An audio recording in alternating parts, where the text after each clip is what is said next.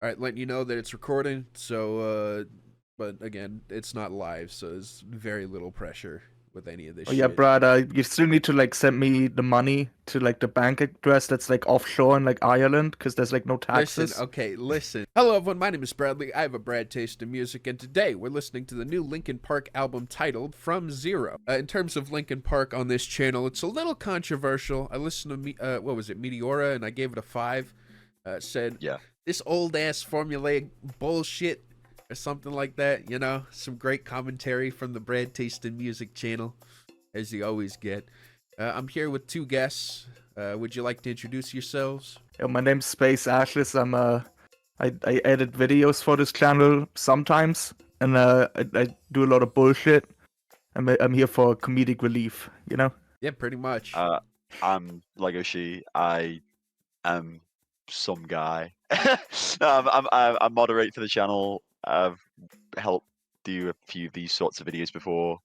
Yeah, happy to be here. So Legacy is going to be giving a lot of context for this album since I don't really know much about what's going on with this new lineup. I believe it's a new lineup, right? Or new Slightly, yeah. yes. There's 2 new members. Yeah, so that's kind of what Legacy is to help here with. And of course, we also got to ask Legacy what he thinks of this. Oh, not no, that. What not is this. that? No, this, yeah, yeah. I feel like chocolate. They say we go I mean, you can barely tell the difference from the original. I'm very intrigued by the I- balloons gameplay.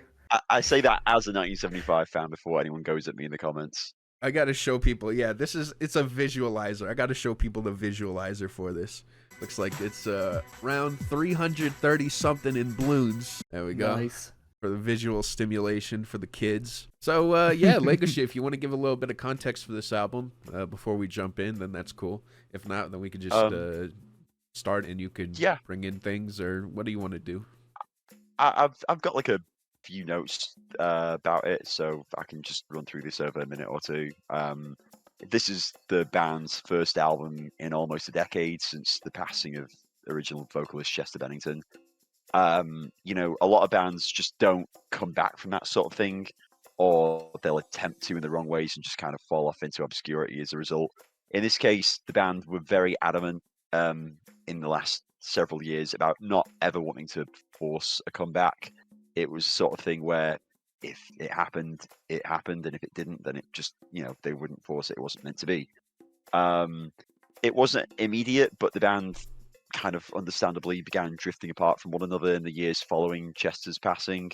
Mike Shinoda, who's the other co-vocalist, co-frontman of the band, made a incredible solo album in 2018 about the emotional trauma of losing his best friend, and did a lot of co-writing and co-producing with other musicians over the last few years.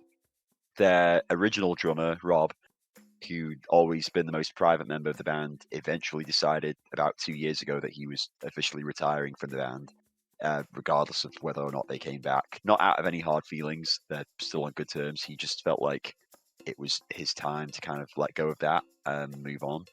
And he wasn't present for the 20th anniversary of their second album last year.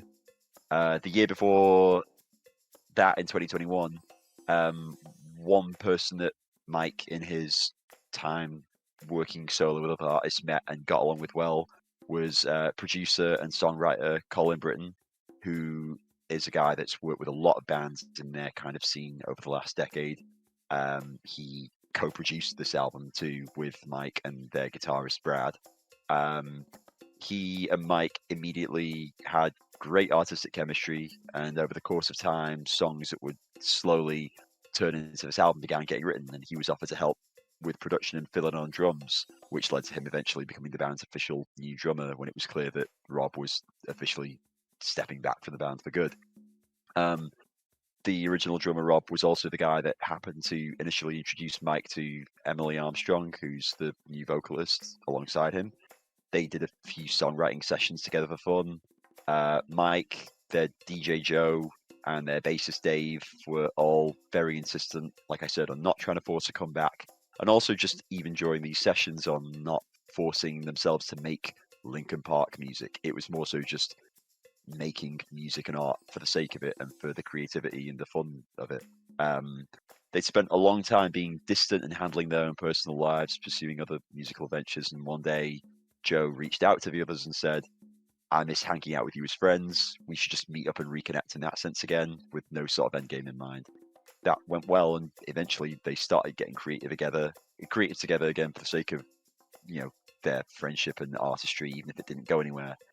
There was no initial pressure for Colin or Emily to become official new members. They were just people the band got along with well and enjoyed working creatively with over the course of like the last year-ish or so, last few years. Several other musicians were involved in these sessions, and some tried out vocals in places or drums. And while they were all super talented, none quite clicked with the band in a meaningful way, the way that these two ended up doing. Mike was very vocal about the fact that in some ways, having the lineup the band originally did, which was such a dream team of musicians, especially in regards to his friendship and artistic chemistry with Chester, made him realize after working with other people how rare it is to get a connection that deep. And so it didn't matter if any potential new members or collaborators were the most talented people in all of music. It was more about finding some people that would naturally fit in the same way and embody that same connection, which Emily and Colin both did in different ways. It's worth noting that the band have very explicitly stated this new era is not about erasing the past. It's simply the start of a new chapter. At a comeback show that they played about 2 months ago when they announced that they were back, Mike just introduced Emily as a new vocalist and then said to the crowd, all of you are in the place of Chester. Oh, wow. The title of the album is really important because it has a double meaning. Obviously, it's a comeback, so they're literally starting from zero again, from nothing in a way. But it's also important to note that 28 years ago, when the band first formed, the band's original name was Zero, but spelt with an X.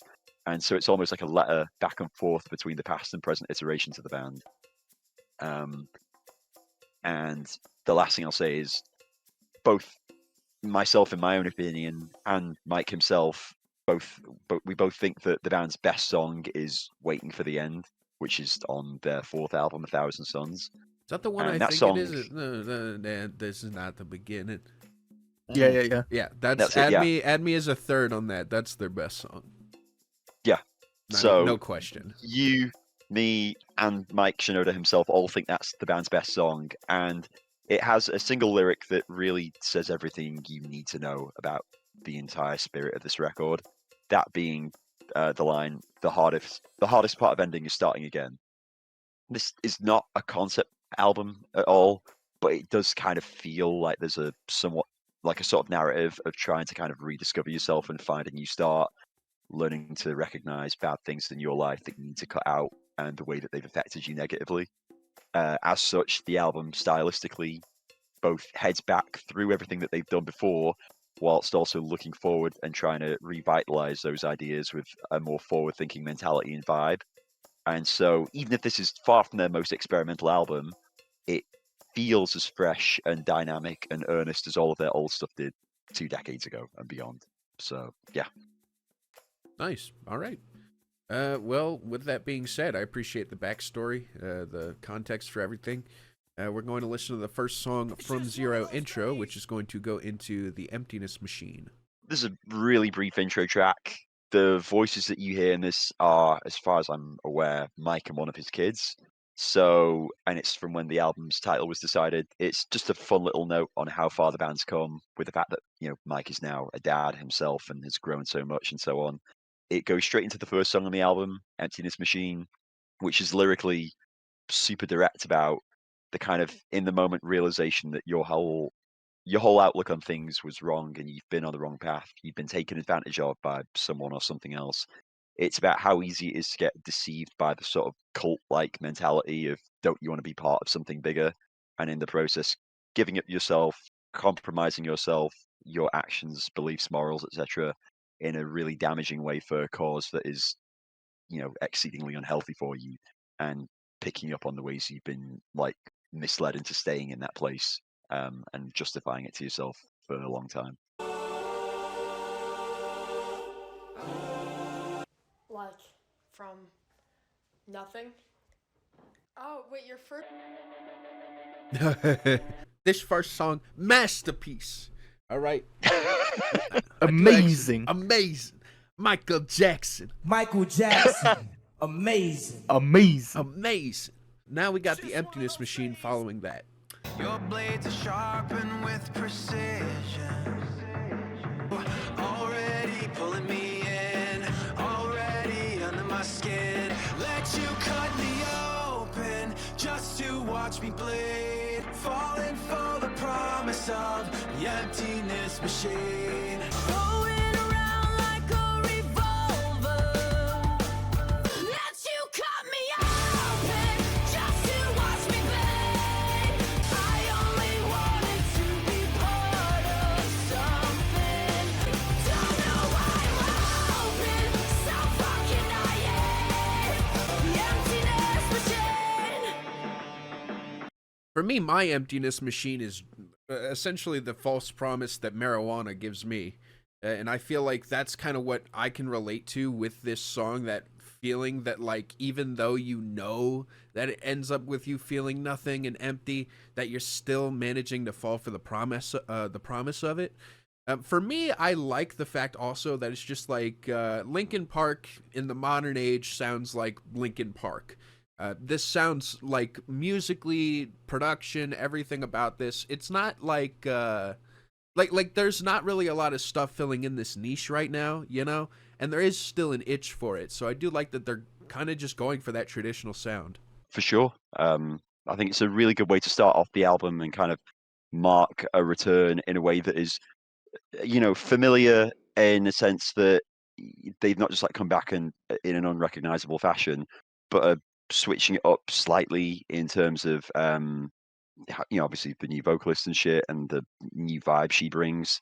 The one thing I will say in advance is I'm a big fan of the way that, for me, as like a long-time fan, I would not have wanted the band to just come back for the sake of coming back in the same way that they agreed. And if they were ever going to get a new vocalist, I wouldn't have wanted them to just get someone that was a copycat of Chester. That would be disrespectful and just kind of, pointless. And so I appreciate that Emily's someone who, musically, in terms of how she sings and delivers lines, can fit the same sort of pocket as Chester and feel like a natural fit for the band, but also has her own sort of vibe with how she delivers lines.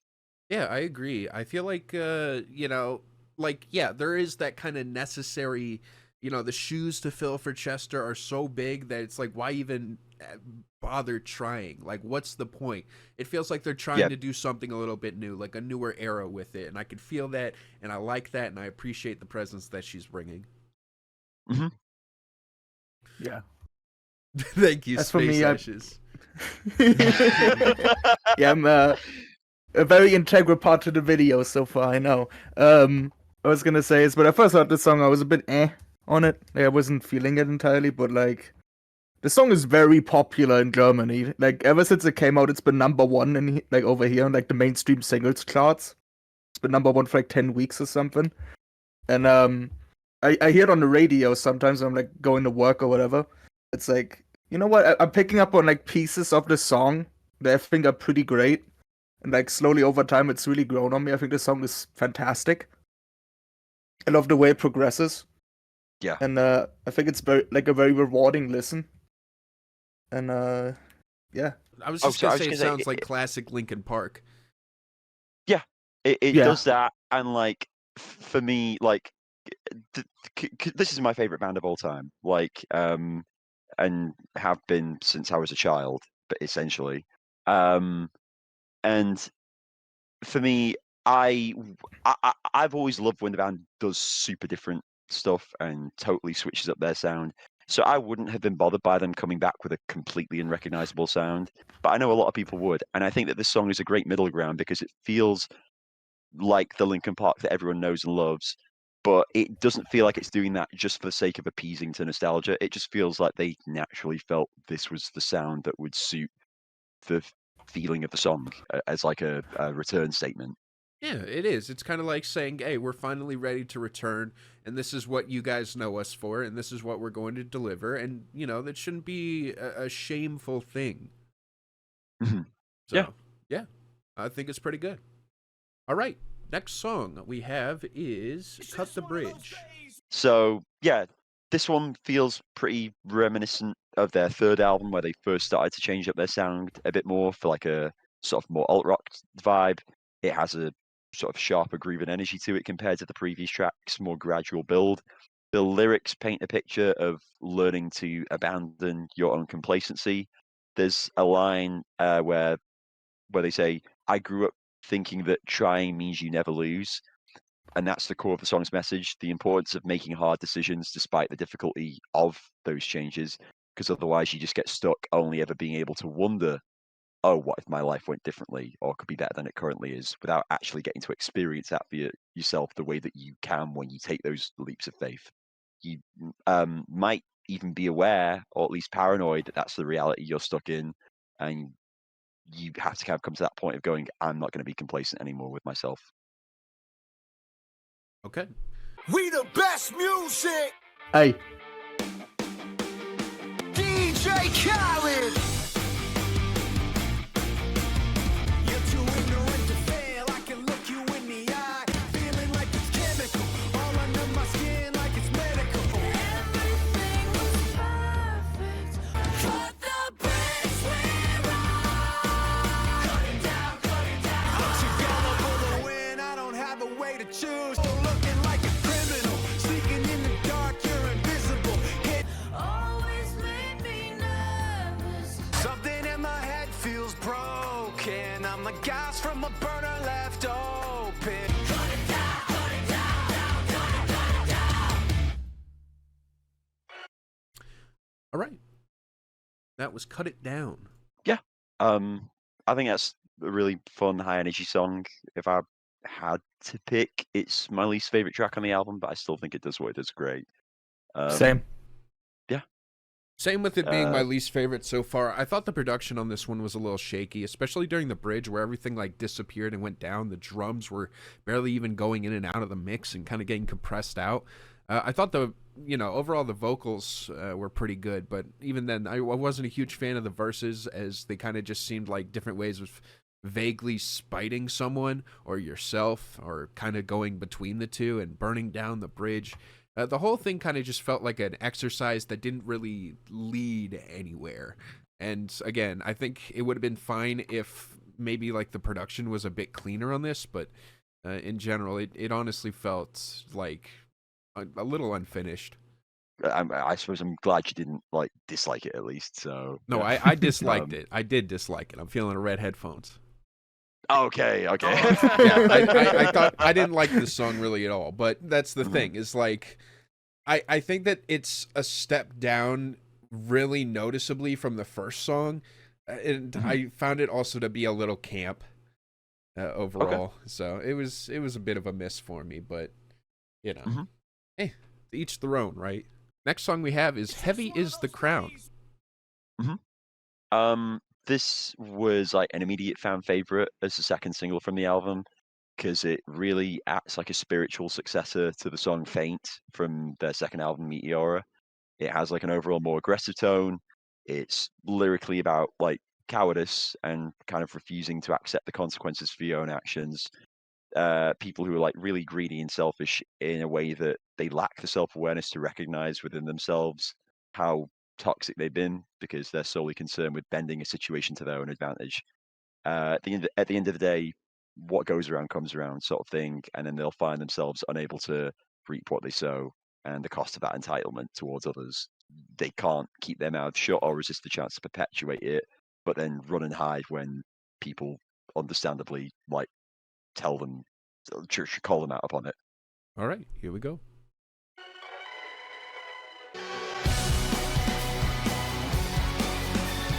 It's pouring in, you're laid on the floor again. One knock at the door and then we both know how the story ends. Today's gonna be the day you notice. This is what you asked for, heavy is the crowd. Turn to run, now look what it's become. Outnumber 10 to 1, you're already on that list. Say you don't want what you can't resist. Fire in the sunrise, ashes raining down. Heavy is the crowd.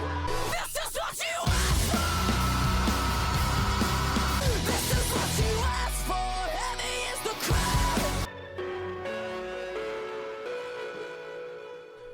Song is the definition of a fuse going and then boom, you know, like a bomb being set off.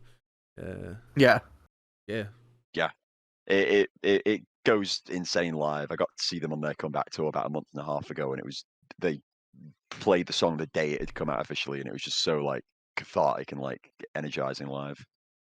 I still have some issues with the mixing, but I will say the vocals on this one were very wowing. They were show stopping. So This is the only song on the album where I have an issue with the mixing, because with the rest of them, I think it's really consistently well done. Because obviously this is like a much more high octane song, and so it kind of felt odd to me how it was mixed a bit soft in that sense. yeah, like the I did- bridge was like so quiet, and like Yeah, the vocals on the bridge, you barely even could tell that they were supposed to be there. Like it felt like an obvious mistake. I looked into who did the mixing for the song, and it's a guy who has like a kind of crazy repertoire of having mixed some amazingly done albums in the past, but over the last few years has kind of like fallen off and done some horrendous jobs. He is the guy that mixed the last Korn album 2 years ago, and that is genuinely one of the worst mixed albums I've ever heard in my life. I don't know why, because he used to be good at mixing. Thankfully, though, not all of the songs on this album are mixed by him. Like most of them are done by someone else who does a much better job.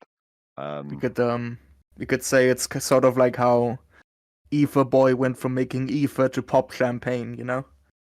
Yeah, you could say that. That is one way of looking at it. Let's be fair though. Pop Champagne is there's like a million remixes of that song. We're still discovering remixes of Pop Champagne. Yeah, the Drake one, yeah. Yeah, the Drake one, Pop Rosé yesterday. There's a like, Tiger one as well. Oh my god. About the song, I like the song itself, but unfortunately, it was used as the main theme for the 2024 League of Legends World Championship, so it's a 0. A 0. I see. Was it actually? Yes. Oh, Yeah, shit. I didn't because keep up. I with mean it. they wrote the song for the album first and foremost, but like Mike is like he really enjoys doing like Twitch streams and playing games and shit. And has like gotten into League over the last few years, so I assume that like someone working at that studio as a fan of the band must have been aware and decided to ask, oh, is there any chance you could maybe like let us feature a song in as like the theme for the new championship shit? So I mean, to be Yeah. fair, if they asked me, hey, we need a Big Baller B track for the new League of Legends, you know, I'd be like, Yeah. hell yes. Hell yes. yeah, exactly. And I'd write Especially the if most you're, like, a generic mutual shit fan. imaginable. You're gonna make Mumble Rapper You versus gotta Mumble Rapper fight 2. hard. Use your keyboard.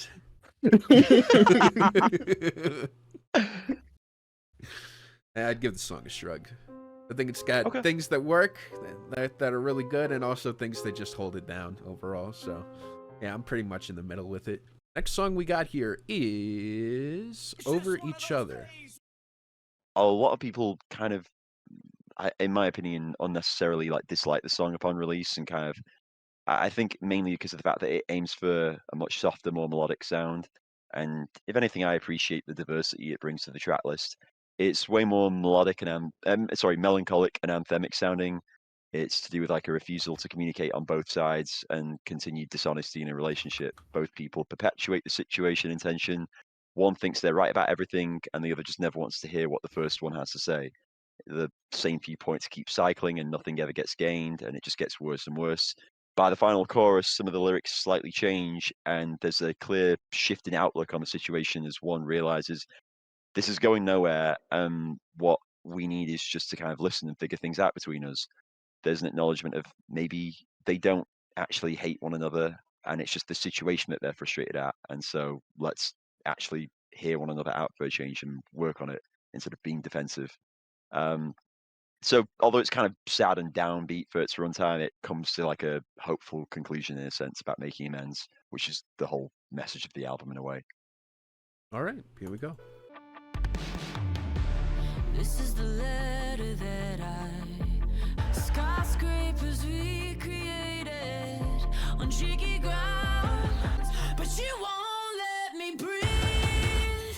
There's nothing underneath. Over each other, reaching for satellite. All we are is talking over each other.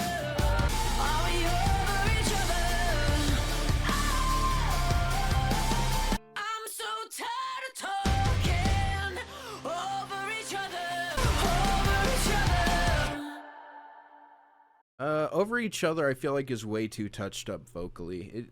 I mean, I get the song. I get the song because it got me in my feels a little bit, but I just don't really like how you can literally hear the touching up in the vocals throughout the entire song. It feels really unnatural, but you know.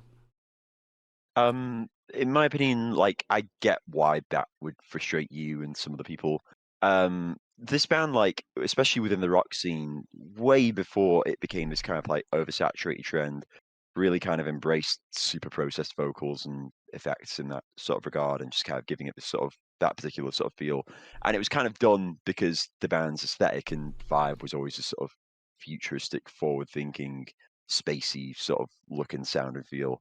And so it's never bothered me that they do it because they did it as an actual creative choice years before it had become this like cliche that rock bands do in an attempt to sound poppy. But I get why, like in your case, it's not exactly your preferred sort of sound. Yeah. All right. Sweet. Yeah, because I didn't really care for this one all that much, but I still also am very interested in what you're saying about how they kind of set the trend for that. Because I think about bands like with Bring Me the Horizon, their newest album, kind of was using touching up as like a whole stylistic piece to the journey of that, you know? Yeah. Bring Me the Horizon is in many ways kind of like the modern day Linkin Park. They've been super open about how Linkin Park was like in essence, the band that caused them to form, as their vocalist went to his first show to see Linkin Park live when he was a kid. That was the first concert he'd ever been to, and that made him want to start a band, which led to Bring Me the Horizon. So the two are kind of like two sides of the same coin in that sense, just one being from a more modern, younger generation than the other. Anyways, yeah, so Over Each Other is about saying it's like we're just talking over each other. Are we over each other? It's using over each other in the same way that Morgan Wallen used last night. As in, is this our last night? Yeah. So. Basically the same. Same song, actually. Next song, Casualty. Yeah, this track is a really notable turning point in the tone and emotion of the album. From this point, it gets a lot darker, more confrontational, externally with like the things and people that bring you pain, but also internally with your own self as you kind of make difficult acknowledgements about yourself. The Emptiness Machine is that really sad moment, realizing that you've been used and manipulated and having to accept the difficulties of that. And then this next song is a direct continuation in a way. It's about what has to come after that at some point, which is the act of self-reclamation, making a conscious choice to refuse that from keeping you stuck there, no matter how hard it is. It's very unapologetically furious at everything, threatening to out the secrets and truth you know about the people that have done all of this to you, rather than living in fearful silence. On one of the band's older songs, Keys to the Kingdom, from their sixth album, The Hunting Party, there's a line in the chorus which is, "I'm my own casualty, I fuck up everything I see," which is juxtaposed here by "Set me free, I won't be your casualty," serving as like an acknowledgement that you don't have to blame yourself and feel like you fuck up everything when struggling with the pain of how others have treated you. Okay. Yeah. All right, let's give it a shot.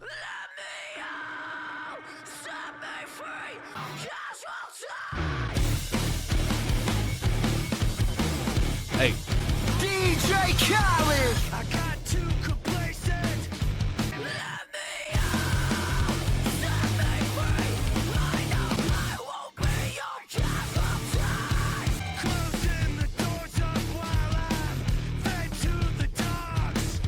It's only a matter of time. Let me out. It's only a matter of time. Stop.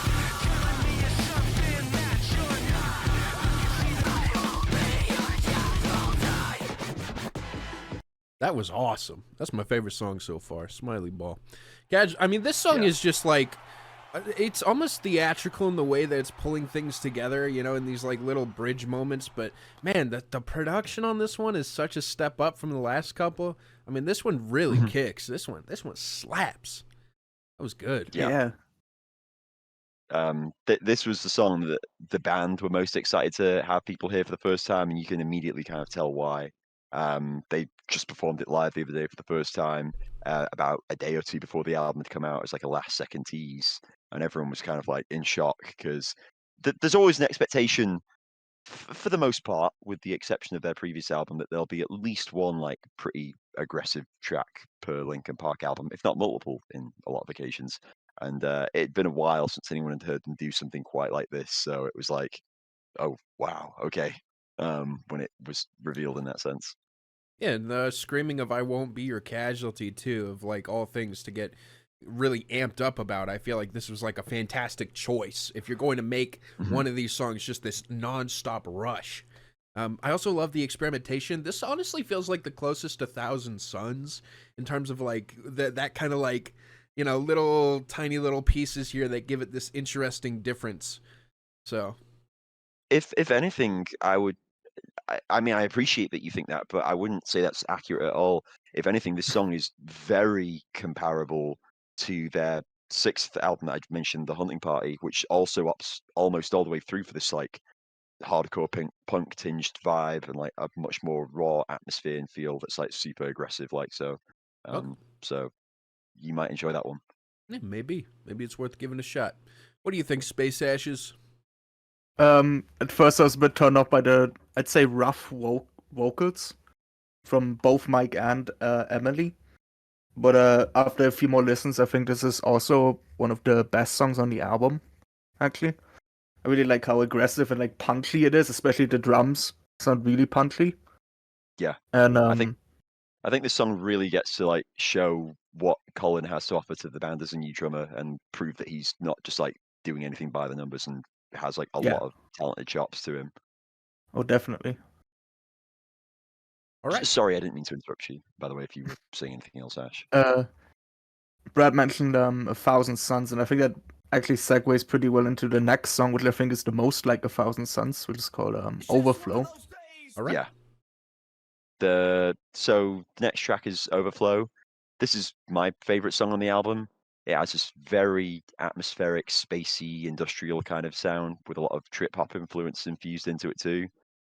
In particular, this one's about looking internally and examining yourself to recognize your own worst habits, how those keep building and building until they're too much. It's to do with a sort of immense paranoia over everything that drives you to spiral and lose sight of everything, and you emotionally shut down. You start trying to cope with or control your situation, but just burn yourself out from always fearing the worst and trying to prepare for it, even if it doesn't come. And ultimately, you make choices that just worsen things for yourself and maybe even for others around you.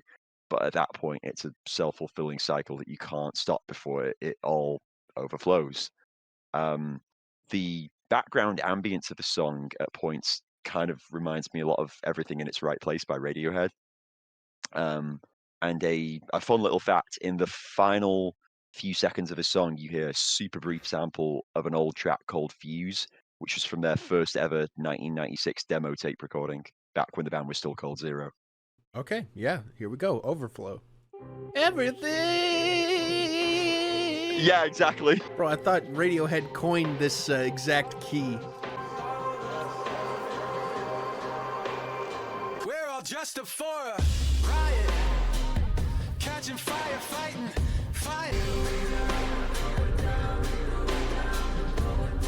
Turning from a white sky, I know I can't make it stop. To overflow. Trying to shake it as it opens up to pull me in. Turning from the sunlight to overflow.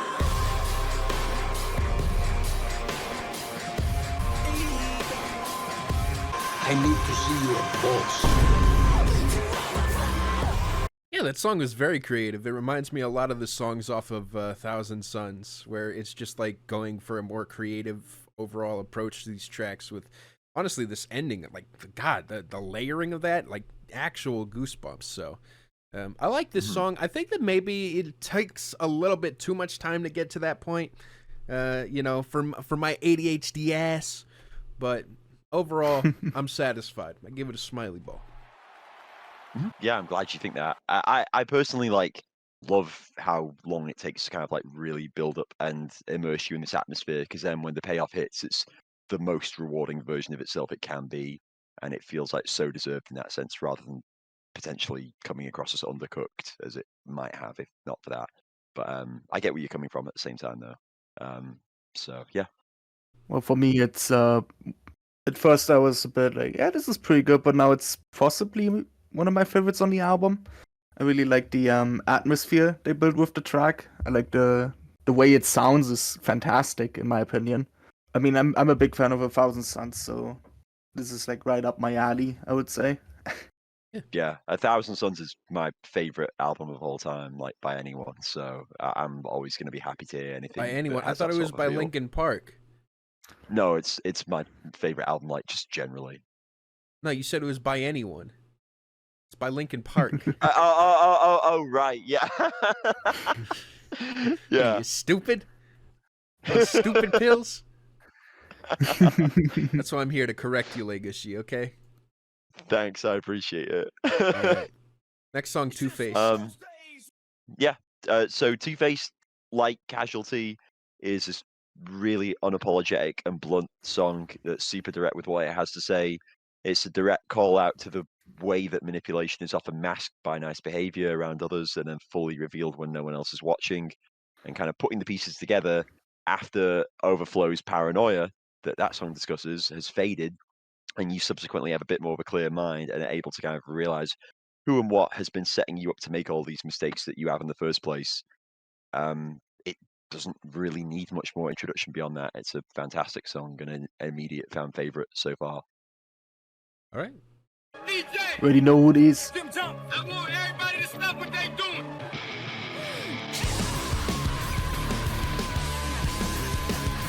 Last time I was hanging by a thread, trying to say I'm not, but I'm in it over my head. Truth's not rigid, the rules aren't fair, the dark's too vivid. Two-face caught in the middle. You should have recognized it's too late for choosing sides. So that's why I kept missing the clues and never realized that the one that did it was you. I run into it blind like Two-face caught in the middle. I can't hear myself think. stop yelling at me!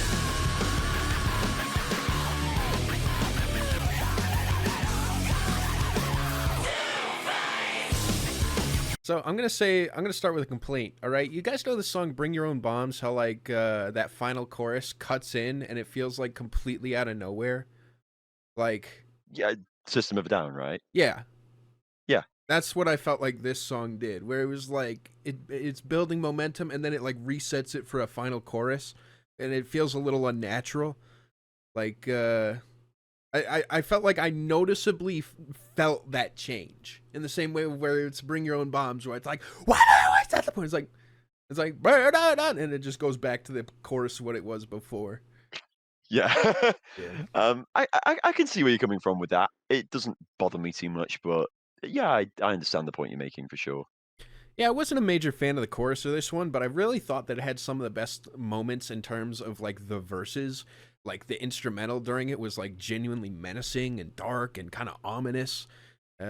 Yeah, so not crazy about the chorus. Like the verses. Overall, I'm kind of like caught in the middle with it.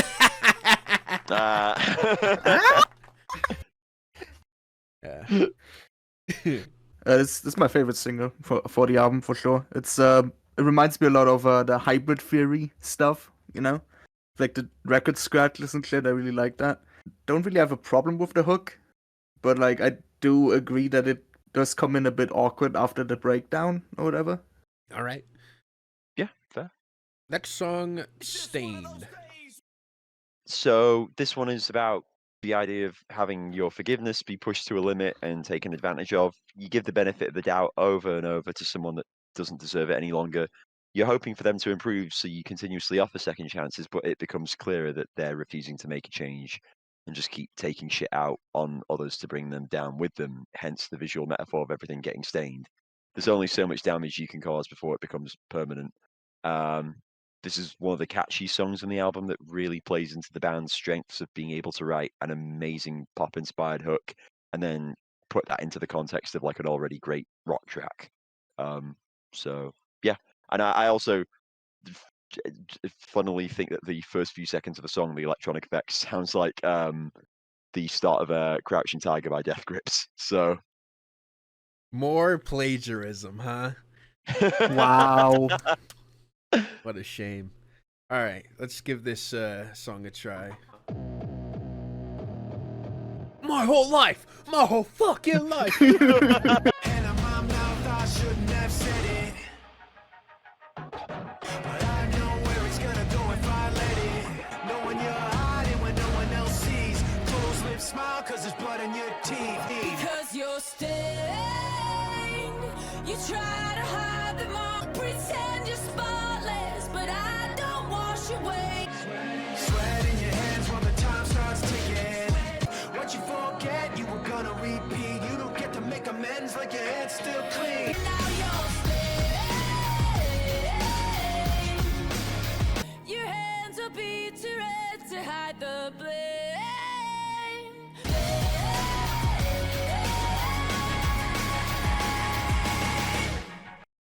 Wow, that was glitter puke. All right. That was by far the most pop-centric song in the entire album. Very touched up. Not my thing whatsoever. But, you know. Space Ashes, quick, say something funny. Hawk Tour. Check it out. I'm in the house like carpet. I like how much that one leans into the kind of pop side of it unapologetically. I think again it goes to show the different variety of like vocal styles that Emily can bring to the table and make fit into the album in a way that doesn't feel too out of place. The chorus kind of makes me think of like, for example, someone like Demi Lovato, and I mean Emily did have a guest verse on a Demi Lovato song 2 years ago, so it kind of doesn't surprise me that on this album she would want to potentially tap into that sort of vibe again. I enjoy it for what it brings and like the different feeling it adds, especially in this back half of the album that is otherwise quite like downbeat. I mean, I would have liked it I don't better know. if there was a Death Grips feature. That would have been cool. I Yeah. mean, they're about to go on a tour next year, which has JPEG Mafia as one of the openers. So, you know, maybe a collab with Death Grips wouldn't be completely far fetched someday. Or That's something of the crazy. sort. That's still crazy. I can't believe that.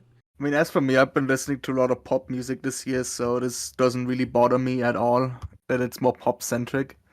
I think, like, if I was going through like a Billboard year-end list, I would still rank pretty high on a Billboard year-end list. So Yeah, understandable. All right, next song is "Fuck With Me, You Know I Got It."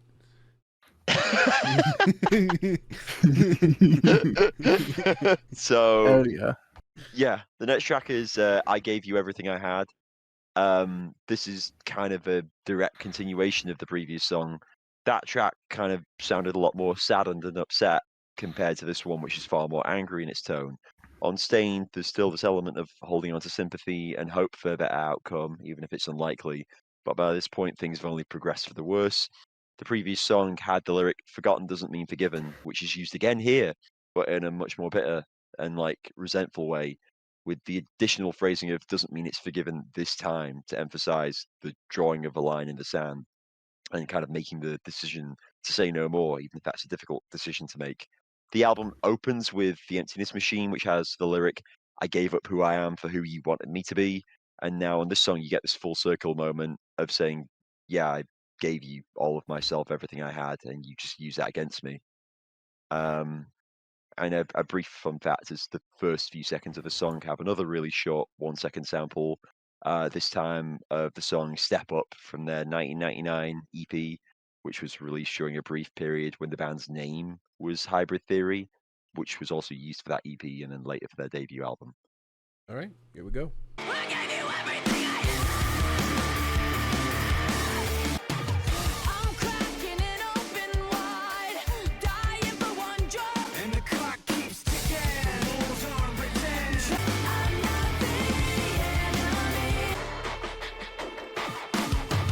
I read all the memories down, and I'm so tired of switched off thinking, drowned and sinking.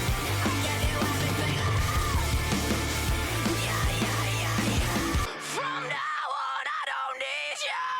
From now on, I don't need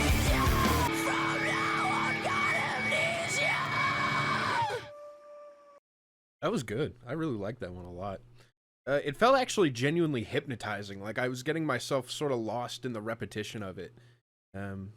Yeah, that went hard. Smiley Ball. Yeah. It was very emotionally striking, and yeah, again, got me scrambling through a lot of mixed emotions while listening through this one.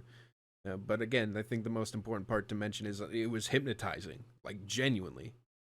So. For sure. Like you can really feel like the emotional like sincerity and earnestness of it, and that makes it all the more immersive, I think. One of my favorites. All right. Cool. Good Things Go, final track. This is probably the most like emotionally heavy of all the songs in here. It's my other favorite on the album alongside Overflow. Just as the last two tracks are about making difficult choices, so is this one too. But this one hits even harder because it's to do with the act of fully accepting and admitting your own wrongdoings and the ways that you've hurt someone else. While a lot of the album is about the importance of recognizing that you don't have to blame yourself for things that were out of your control, this one in particular is about how you have to accept in other areas there were things you should have done differently, no longer wanting to make excuses for that and for how you've caused pain in the process while losing sight of the bigger picture. It's like a really impactful, like full circle moment to kind of close the album on. And I think it like is super effective at what it has to say and do. All right. Here we go. Feels like it's rain in my head for 100 days. And I say I hate you when I don't. It's hard to laugh when I'm the joke. Sometimes bad things take the place where good things go. Yo, did the Morgan Wallen thing on my only yeah. Last night we let the Oh my god.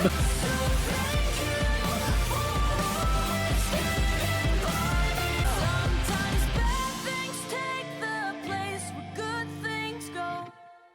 I feel like it's a statement on this album.